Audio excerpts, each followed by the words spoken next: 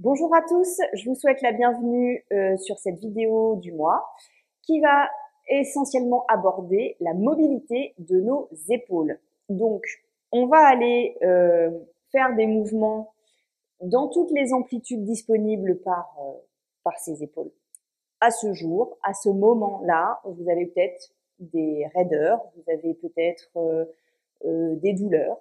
Vous ferez en fonction de ce qui vous convient, sans aller chercher justement de douleurs trop importantes, vous restez sur une sensation supportable. Comme il y a toujours une notion de progression, voilà, faut arriver à trouver la limite entre je vais progresser, je vais aller chercher les quelques degrés inconfortables, mais tolérables. Voilà, il faut arriver à mixer dans cette zone-là. Vous allez avoir besoin d'un peu de matériel aujourd'hui. En tout cas, vous allez avoir besoin de quelque chose qui glisse. Alors, en fonction de là où vous êtes, en fonction de votre tapis, en fonction de votre revêtement, en gros, il faut que votre main puisse glisser sur le sol. Donc, moi, mon tapis me permet de le faire. Si vous avez du carrelage ou du parquet au sol, vous pouvez prendre une serviette pour pouvoir interposer entre la main et le sol pour pouvoir glisser. Ça peut être une brique ou un livre. Ça peut glisser aussi ça sur le sol.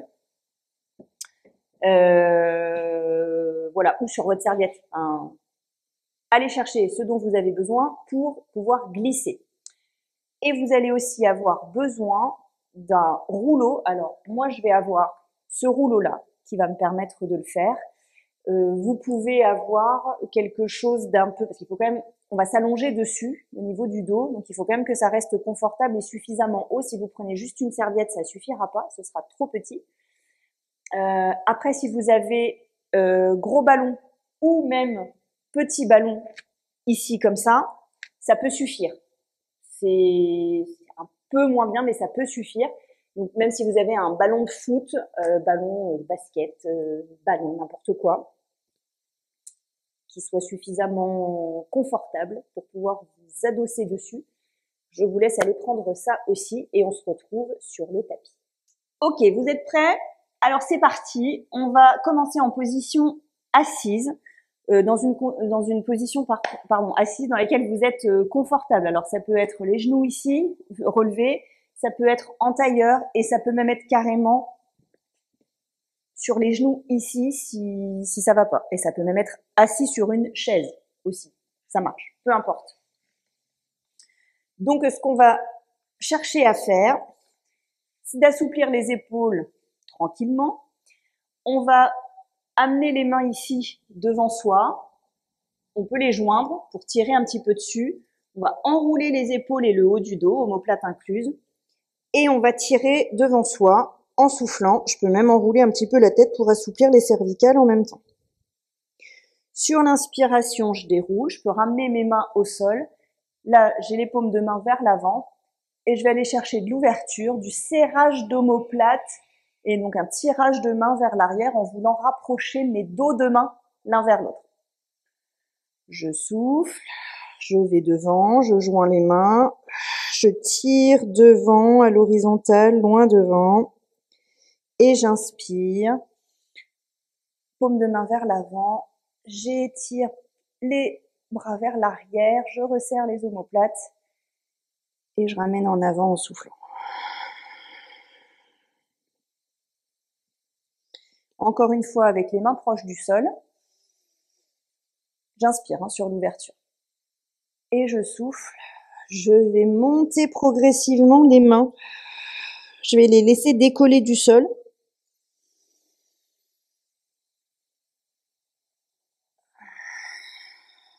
Mais je monte progressivement. Donc là, mes bras, ils sont plus à l'horizontale. Ils sont un petit peu plus vers le haut. Ils sont au-dessus de mes oreilles.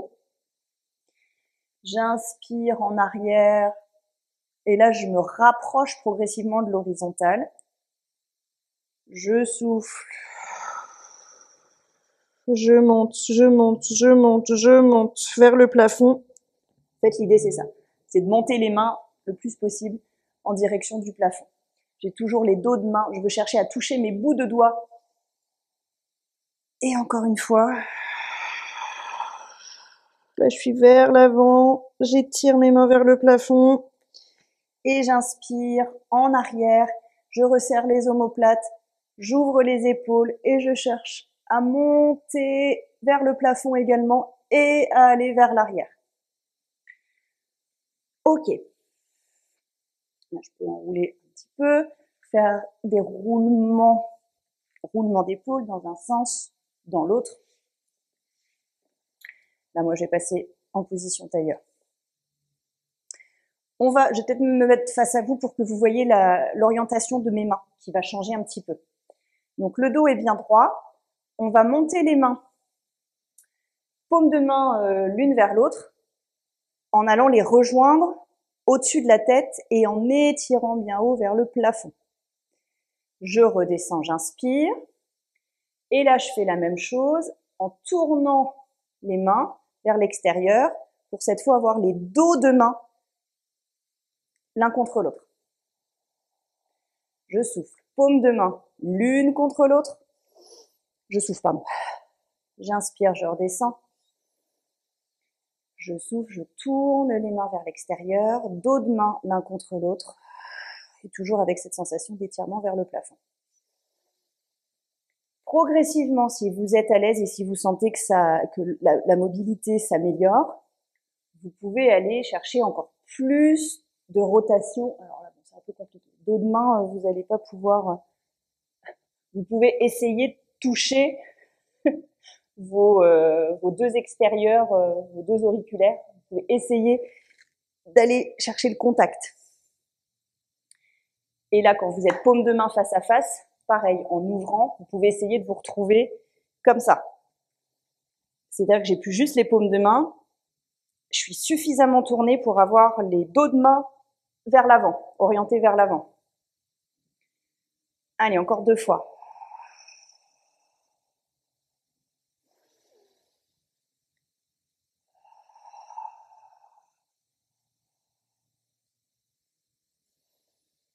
Deux fois de chacun.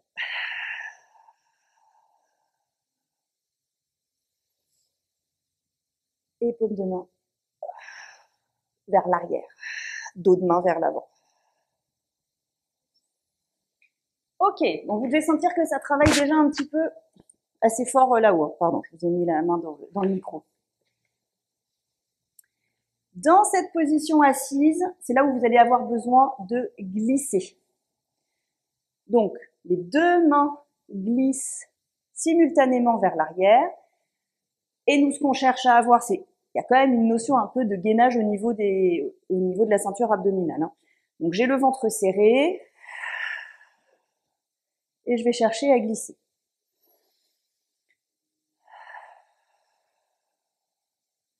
Et sur la glissade ici, j'essaye de pas m'affaler, de pas m'avachir, de garder une tonicité dans mon dos.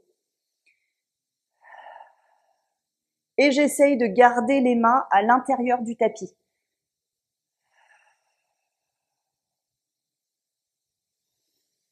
Ventre serré, je garde le périnée rentré, la nuque longue.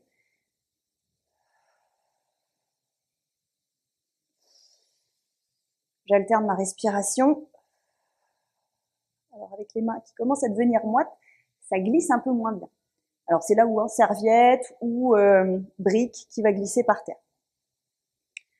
Vous allez rester en bas.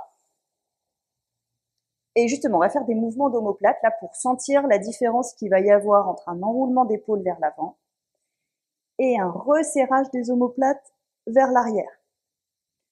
Je souffle sur l'enroulement, j'inspire, je tire les épaules en arrière et je resserre les omoplates.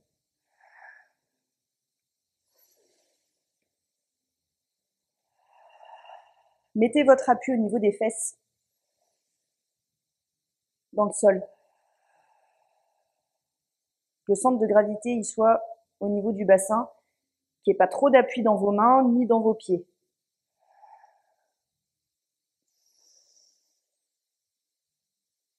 Allez dans les amplitudes maximales. Là, pardon, je me suis trompée, là j'inspire. Et encore une fois. Je vais à fond derrière, vous devez sentir entre les omoplates que ça travaille.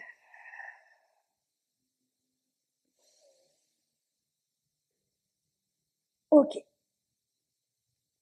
Déroulez peut-être un petit peu vos poignets. Et là, vous allez avoir besoin de votre rouleau, de votre ballon, ce que vous trouvez de disponible pour vous caler cette chose-là au niveau des omoplates.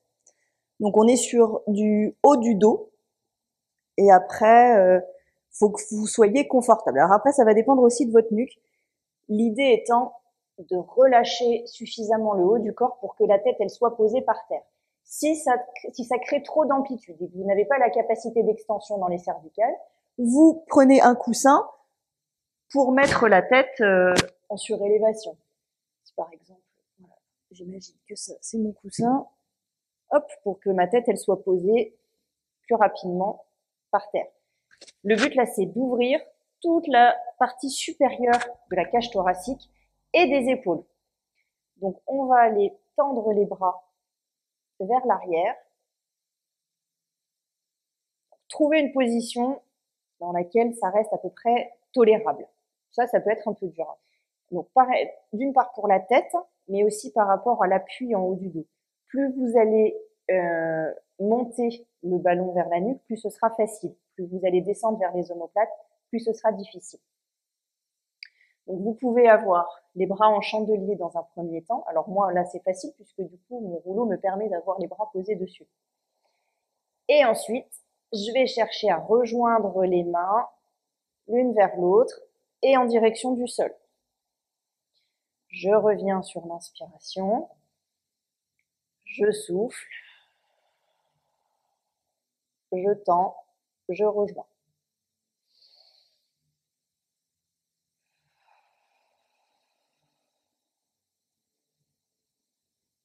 J'inspire, je souffle, j'allonge. Alors vous devez sentir que ça tire un petit peu là autour des omoplates. Ça peut étirer devant au niveau des pecs.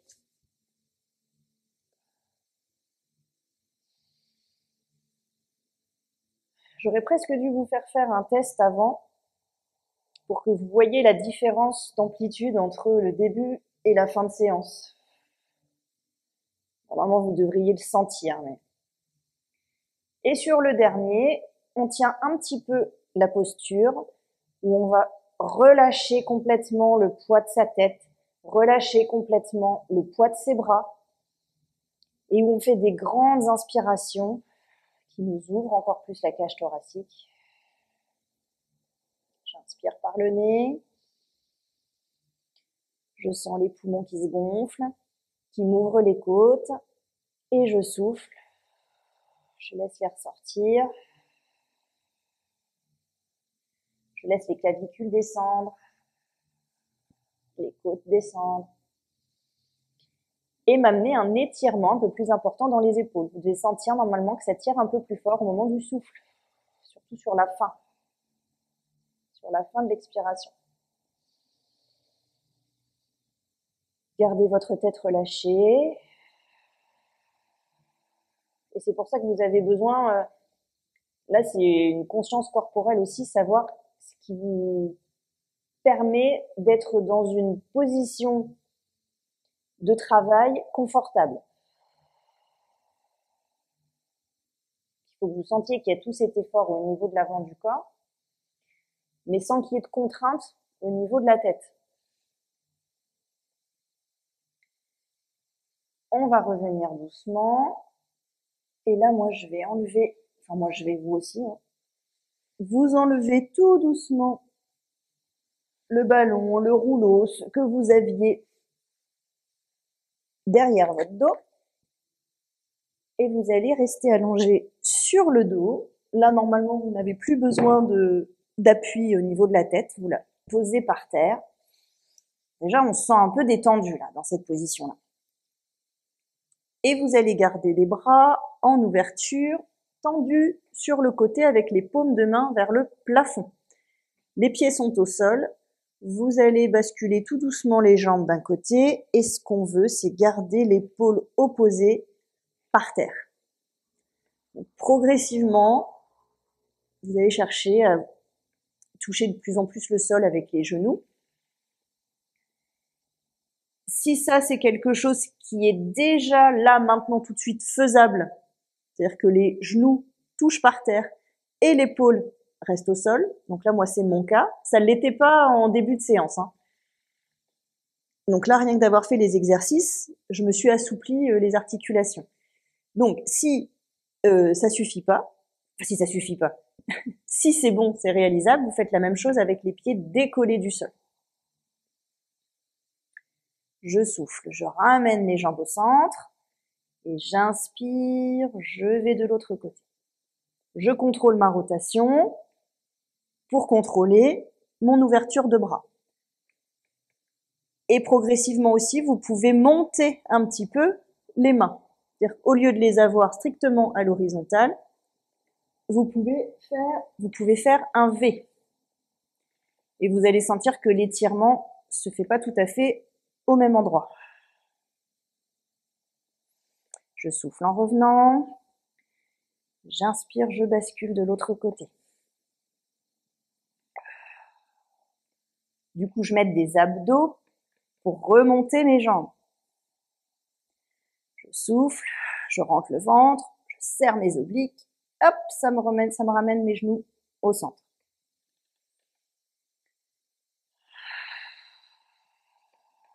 Une fois, un aller-retour.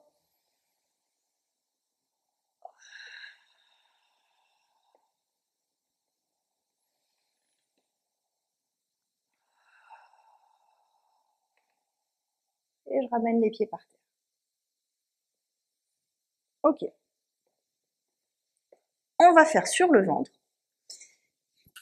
Et donc, dans cette position, vous allez vous mettre des repères au sol. Oui, c'est du coup, je vous l'ai pas dit. Bon, moi, j'ai les fameuses briques. Vous les mettez sur le côté, en fait, ça peut être des livres.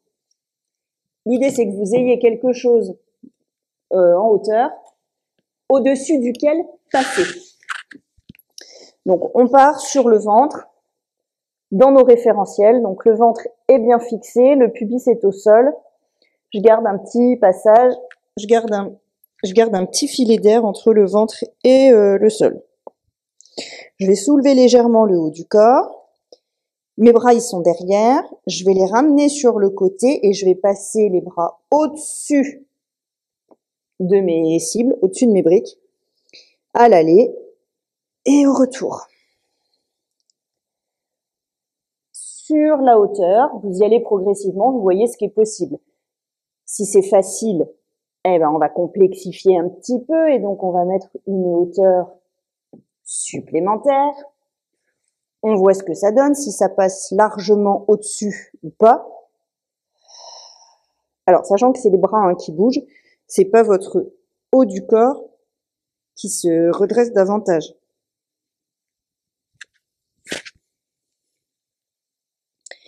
Parce qu'il y a toujours cette consigne de la zone lombaire à garder fixe.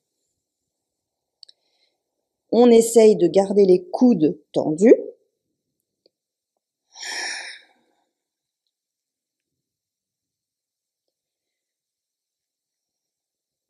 Et on peut alterner. Donc démarrage, paume de main au sol, avec les bras derrière. Et quand j'avance, là j'ai mes paumes de main vers l'extérieur. Ce sont mes dos de main qui se touchent. Allez, j'essaye, je me challenge sur une hauteur encore plus importante. J'ai besoin d'un petit temps de récupération avec les mains posées devant moi.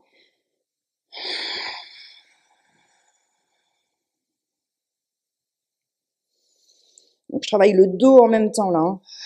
Je travaille ma mobilité d'épaule et le haut du dos. Sentez que votre bassin reste immobile.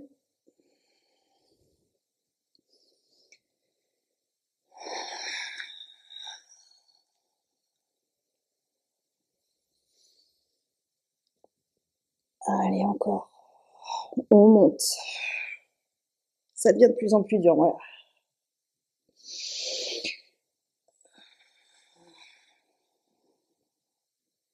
Donc, soit avec les dos de main, l'un contre l'autre, soit je reste déjà avec les paumes de main, l'une contre l'autre.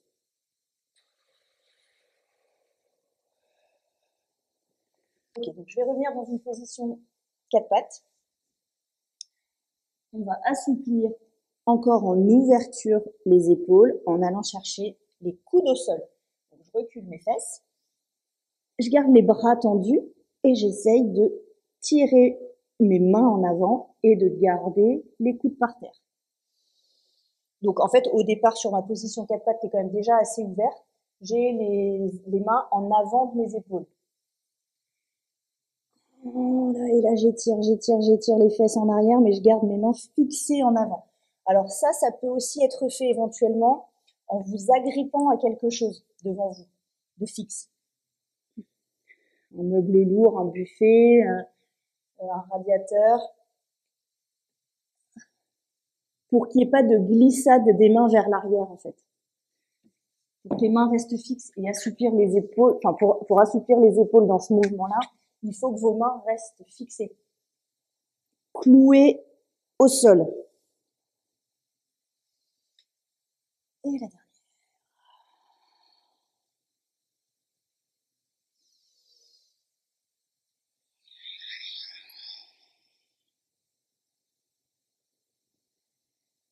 Ok.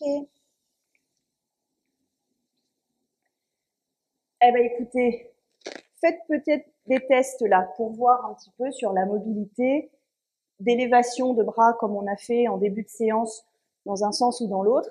Si déjà vous trouvez que c'est plus facile, qu'il y a moins de tension, qu'il y a plus d'amplitude par rapport à l'échauffement de départ.